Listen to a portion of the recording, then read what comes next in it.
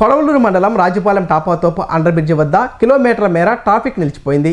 Kodavalur railway గేటును మూసివేయడంతో వాహనాలన్నీ ఒక్కసారిగా టాపాతోపు under bridge వైపు మెల్లాయి.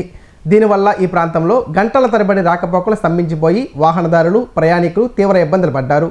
సమాచారం అందుకున్న కొడవలూరు పోలీసులు వెంటనే ఘటనా స్థలానికి చేరుకొని ట్రాఫిక్ను క్లియర్ చేస్తున్నారు. అధికారులు స్పందించి రైల్వే గేటును త్వరగా తీయాలని, ప్రయాణికుల ఇబ్బందులను తొలగించాలని స్థానికులు డిమాండ్ చేస్తున్నారు.